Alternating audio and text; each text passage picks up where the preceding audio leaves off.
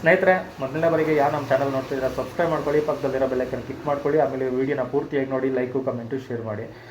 D boss ಅವ್ರಿಗೆ ನಿಮಗೆಲ್ಲ ಗೊತ್ತೇ ಇದೆ, ಅವ್ರಿಗೆ ಬೆನ್ನು ನೋವಿನ ಸಮಸ್ಯೆ ಇತ್ತು, ಅವ್ರಿಗೆ ಚಿಕಿತ್ಸೆ ನಡೀತಾ ಇದೆ. ಸೊ ಅವ್ರಿಗೆ ಯಾರು ವಾರಗಳ ಕಾಲ ಅವ್ರಿಗೆ ಬೇಲ್ ಕೊಟ್ಟಿದ್ದರು.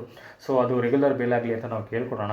ಸೊ ಅದ್ರ ಮಧ್ಯೆ ಯಾರೋ ಪೊಲೀಸವರು ಕೂಡ ಸುಪ್ರೀಂ ಕೋರ್ಟಲ್ಲಿ ಪ್ರಶ್ನೆ ಮಾಡಬೇಕು, ಏನಕ್ಕೆ ಇವ್ರಿಗೆ 6 ವೀಕು ಬೇಲ್ ಕೊಟ್ಟಿದ್ದಾರೆ ಅಂತ ಇನ್ನೂ ಕ್ವಶನ್ ಮಾಡಬೇಕು ಅಂತೆಲ್ಲ ತಯಾರಿ ಮಾಡ್ಕೊತಾ ಇದ್ದಾರೆ ಅನ್ನೋ ಮಾಹಿತಿ ಎಲ್ಲ ಬಂತು ನಮಗೆ.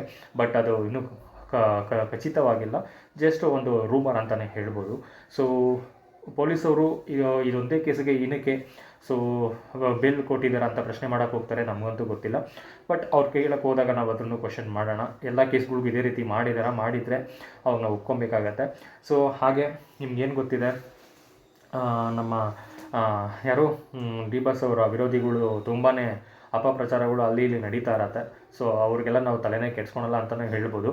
ಹಾಗೆ ಕರ್ನಾಟಕದ ಬಿಗ್ ಬಾಸ್ ಶೋಗೆ ಹೋಗಿದ್ದಂತಹ ಮಹಾನ್ ವ್ಯಕ್ತಿ ಯಾರು ಅಂದರೆ ಜಗದೀಶ್ ಅವರು ಇವಾಗ ಏನು ಮಾಡಿದ್ದಾರೆ ಅಂದರೆ, ಡಿ ಬಾಸ್ ಅವ್ರಿಗೆ ಸಪೋರ್ಟ್ ಮಾಡ್ತೀನಿ ಅಂತ ಬಂದು ಪ್ರಚಾರ ತೊಗೊಳಕ್ಕೆ ಬಂದರು.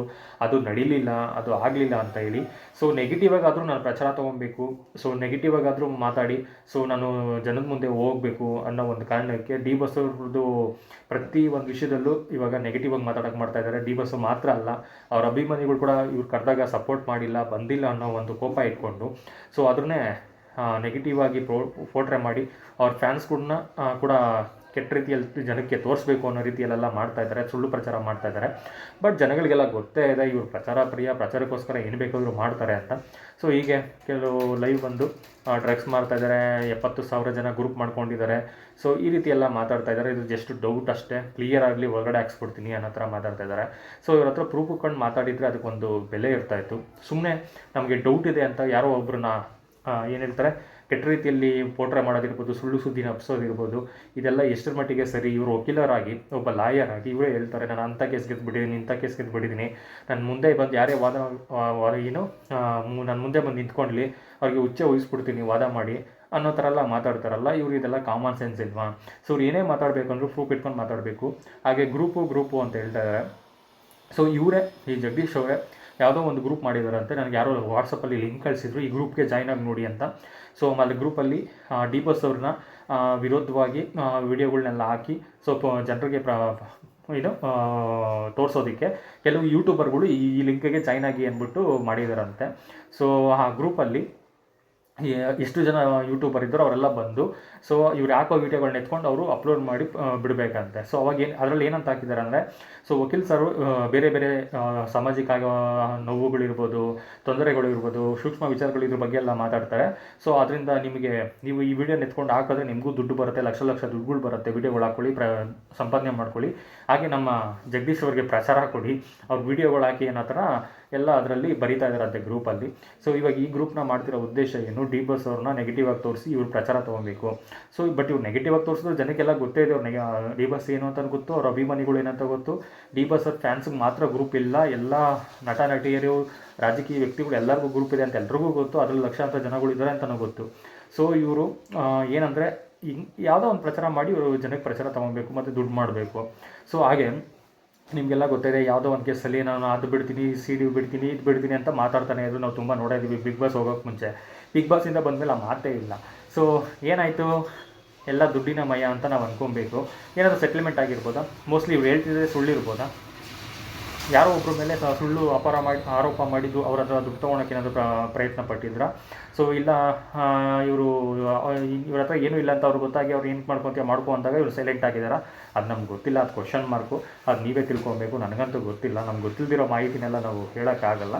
ಬಟ್ ಈ ರೀತಿ ಒಬ್ಬರನ್ನ ಬ್ಲ್ಯಾಕ್ ಮೇಲ್ ಮಾಡಿಕೊಂಡು, ಒಬ್ಬರನ್ನ ನೆಗೆಟಿವ್ ಆಗಿ ಪೋರ್ಟ್ರೇ ಮಾಡಿ, ಇವರು ಪ್ರಚಾರದಲ್ಲಿ ಇರಬೇಕು ಅನ್ನೋಕ್ಕೋಸ್ಕರ, ಇವ್ರು ದೊಡ್ಡ ಲಾಯರ್ ಅಂತ ಪ್ರೂವ್ ಮಾಡ್ಕೊಳೋಕ್ಕೋಸ್ಕರ, ಲಾಯರ್ ಅಂತ ಪ್ರೂವ್ ಮಾಡ್ಕೊಬೇಕಂದ್ರೆ ಯಾವುದನ್ನ ಕೇಸ್ ತೊಗೊಂಡು ಕೋರ್ಟಲ್ಲಿ ಹೋಗಿ ಪ್ರೂವ್ ಮಾಡ್ಕೊಬೇಕು. ಬಂದು ಯಾರೋ ವ್ಯಕ್ತಿ ಬಗ್ಗೆ ಸೋಷಿಯಲ್ ಮೀಡಿಯಾದಲ್ಲಿ ಬಾಯಿ ಪಡ್ಕೊಂಡ್ರೆ ಇವರು ಏನು ಪ್ರಚಾರ ಆಗ್ತಾರೆ? ಇವರೊಬ್ಬರು ನೋಡಿ, ಕಮೆಂಟ್ಗಳು ನೋಡಿ, ಅವ್ರ ವಿಡಿಯೋ ಕೆಳಗಡೆ ಎಷ್ಟು ಜನ ಇವರು ಹುಚ್ಚ ವೆಂಕಟ್ಟು, ಮೆಂಟಲ್ಲು ಈ ಥರ ಎಲ್ಲ ಆಗ್ತಾರೆ. ಬಟ್ ಅವ್ರು ಹುಚ್ಚ ಅಲ್ಲ, ಬುದ್ಧಿವಂತ ಇಲ್ಲ ಅಂತ ಹೇಳಕ್ಕೆ ಇಷ್ಟಪಡ್ತೀನಿ. ಕ್ರಿಮಿನಲ್ ಬುದ್ಧಿವಂತ ಅಂತ ಹೇಳ್ಬೋದು. ಕ್ರಿಮಿನಲ್ ಆಲೋಚನೆಗಳು ಈ ವ್ಯಕ್ತಿಗೆ ತುಂಬಾ ಇದೆ. ಸೊ ಈ ವ್ಯಕ್ತಿಗೆ ಗೊತ್ತು ಎಲ್ಲಿ ಯಾವ ಥರ ಟಚ್ ಮಾಡಿದ್ರೆ ನಾನು ಪ್ರಚಾರಕ್ಕೆ ಬರ್ಬೋದು, ಯಾವ ವಿಷಯ ಬಗ್ಗೆ ಮಾತಾಡಿದ್ರೆ ನಾನು ಪ್ರಚಾರಕ್ಕೆ ಬರ್ಬೋದು ಅಂತೆಲ್ಲ ಗೊತ್ತು. ಎಲ್ಲ ಆ್ಯಂಗಲಲ್ಲೂ ಟಚ್ ಮಾಡ್ತಾರೆ. ಸೊ ಈ ಆ್ಯಂಗಲಲ್ಲಿ ವರ್ಕೌಟ್ ಆಗಿಲ್ವಾ, ಆಪೋಸಿಟ್ ರಿವರ್ಸ್ ಆಗಿ ಮಾಡಿಬಿಡ್ತಾರೆ. ಇವಾಗ ಡಿ ಬಸ್ ವಿಷಯದಲ್ಲಿ ಅದೇ ಆಗಿದ್ದು.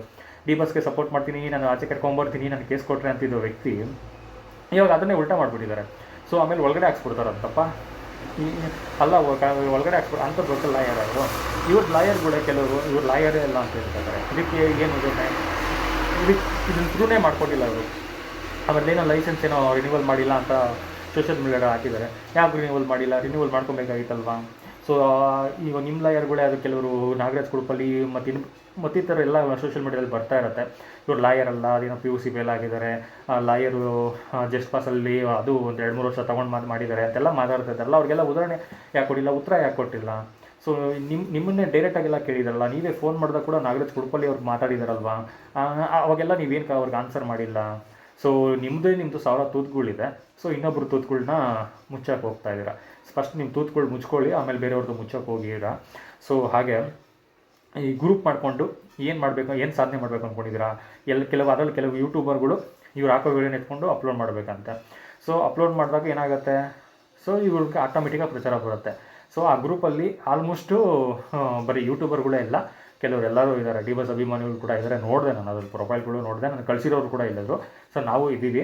ಸೊ ಈ ಥರ ಎಲ್ಲ ಮಾಡ್ತಾಯಿದ್ದಾರೆ. ಅದರಲ್ಲೆಲ್ಲ ದರ್ಶನ್ ವಿರುದ್ಧವಾಗಿ ವಿಡಿಯೋ ಕಳಿಸ್ತಾ ಇದ್ದಾರೆ. ಆಮೇಲೆ ಪೊಲೀಸವ್ರ ಬಗ್ಗೆ ಏನೋ ಮಾತಾಡಿದಾರಂತೆ, ಪೊಲೀಸವ್ರಿಗೆ ಈವೆಂಟ್ ಮಾಡಬೇಕು, ಅವ್ರಿಗೆ ಸ್ಯಾಲ್ರಿ ಜಾಸ್ತಿ ಇರಬೇಕು, ಅದು ಕೂಡ ವಿಡಿಯೋಗಳು ಹಾಕಿದಾರಂತೆ. ಸೊ ಆ ಥರ ವಿಡಿಯೋಗಳು ಮಾಡಲಿ, ಪರವಾಗಿಲ್ಲ. ಅದೆಲ್ಲ ಸಮಾಜಕ್ಕೆ ಒಳ್ಳೆ ಸಂದೇಶ ಕೊಡೋದೇ ಇರ್ಬೋದು, ಒಂದು ಒಳ್ಳೆ ಕೆಲಸ ಮಾಡೋದು, ಯಾರಿಗಾನ ತೊಂದರೆ ಆಗಿದ್ರೆ ಹೆಲ್ಪ್ ಮಾಡೋದಿರ್ಬೋದು. ಈ ರೀತಿ ವಿಡಿಯೋಗಳು ಯಾವುದೇ ಮಾಡಲಿ, ಅದ್ರ ಬಗ್ಗೆ ನಂದು ತರಕಾರಿಲ್ಲ.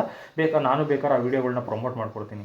ಬಟ್ ನಾನು ಹೇಳ್ತಾ ಇರೋದು, ಡಿ ಬಸ್ನ ಟಾರ್ಗೆಟ್ ಮಾಡಿ ಇವ್ರ ಪ್ರಚಾರಕ್ಕೋಸ್ಕರ ಬಳಸ್ಕೊಂಡ್ರೆ ಅದು ಅಷ್ಟು ಚೆನ್ನಾಗಿ ಕಾಣಿಸಲ್ಲ. ಜಗದೀಶ್ ಅವರು ಒಬ್ಬರು ಏನೋ ಲಾಯರ್ ಆಗಿ, ಮತ್ತು ಬಿಗ್ ಬಾಸ್ಗೆ ಹೋದಾಗ ಡಿ ಬಸ್ ಅಭಿಮಾನಿಗಳಿಗೆ ಅವ್ರು ಸಪೋರ್ಟ್ ಮಾಡಿದ್ದು, ಅವ್ರಿಗೆ ಗೊತ್ತಿಲ್ಲೋ ವಿಷಯ.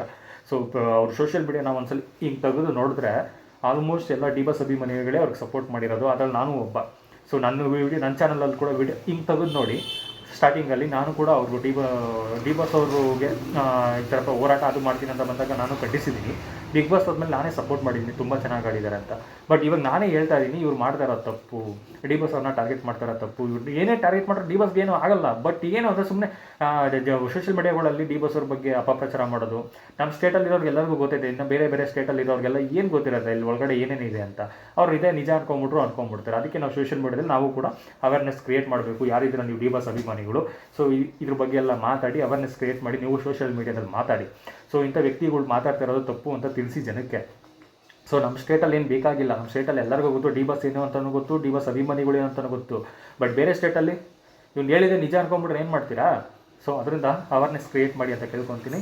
ಹಾಗೆ ಯಾರು ಮೊದಲನೇ ಬಾರಿಗೆ ನಮ್ಮ ಚಾನಲ್ ನೋಡ್ತಾ ಇದ್ದೀರಾ, ಸಬ್ಸ್ಕ್ರೈಬ್ ಮಾಡ್ಕೊಳ್ಳಿ, ಪಕ್ಕದಲ್ಲಿರೋ ಬೆಲ್ ಐಕನ್ನ ಕ್ಲಿಕ್ ಮಾಡ್ಕೊಳ್ಳಿ, ಪ್ರತಿ ವಿಡಿಯೋನು ಶೇರ್ ಮಾಡಿ. ಹಾಗೆ ನಿಮ್ಮ ಒಪಿನಿಯನ್ ಮಾತ್ರ ಕಮೆಂಟ್ ಮಾಡೋದು ಮಾತ್ರ ಮರಿಬೇಡಿ.